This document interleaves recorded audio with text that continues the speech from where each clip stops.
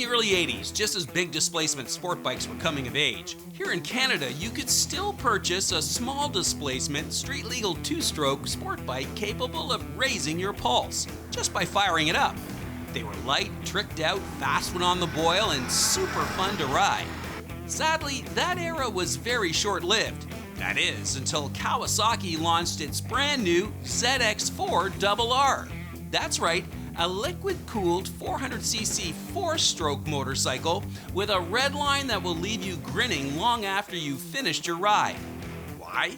Because just like those old two-strokes, it's light, fast when on the boil, flickable, and super fun.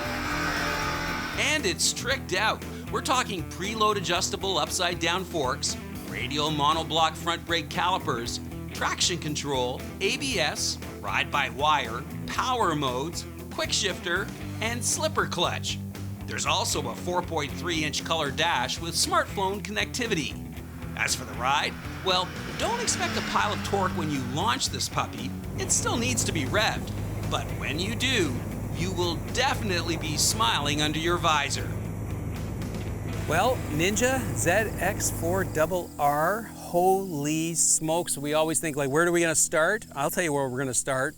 400cc, four-cylinder sport bike engine. Yeah, it's incredible. And despite it being a 400, not underpowered, it sounds amazing. In fact, I turned off my music in my helmet just to listen to the exhaust notes. Mm-hmm. Put your hand on that throttle and it sounds amazing.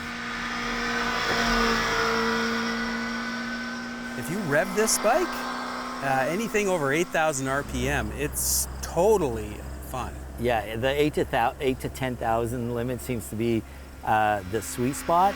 Sadly, in Canada, due to noise regulations, limited to 11,500. Yeah. But it does redline on that tack to 16,000. Yeah. So it'd be really fun to get this on the track and push it. Yeah. So we talked about the sound. You really like the exhaust note, or was it just the air intake sound? Yeah, it's got a huge exhaust intake in the front, but you know, and I'm sure there'll be a lot of aftermarket for it. But as is, sounds great. Sounds great on accelerating.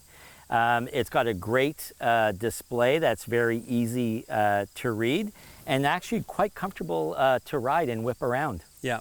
What did you think of the stopping power? It stops. Yeah. You know, it's a relatively smaller bike, and it's got big brakes, which I think you'd want if you're taking it on a track. Yeah. But you can definitely feel confident that this bike is going to stop on the dime. For me, the most impressive thing, other than, yeah, it sounds great and it's got get up and go, what did you think of the shifting? It is so smooth. Yeah. Incredibly smooth. There was no clunking on this shifting gears. It was absolutely flawless. Yeah. Shift to shift and downshifting. What did you think about just the way it handles? You know, we've tried our very best to give you some corners today. The handling? It rides on rails. It is super easy to throw this into a turn and then, you know, correct straight back up. It is quick, it is nimble. I think any bike that has a lap button on it is meant to be ridden that way and have a lot of fun with. So it's super easy and not that intimidating. Yeah. A bike. Yeah. It's got everything you want in a sport bike without completely scaring you. Yeah, I mean, it's a mini super bike in disguise. Yeah. But without, you know, worrying that it's trying to kill you like a leader bike might be. Yeah. Now, when I got on it, I'm 5'11". What did you think of the riding position? I thought it was going to be like, oh, here we go. But I found it was pretty comfortable. I'm about your height as well, and I was really worried that I was going to be in that uncomfortable crouched position, but I wasn't at all. You know, my butt was pretty happy on this seat.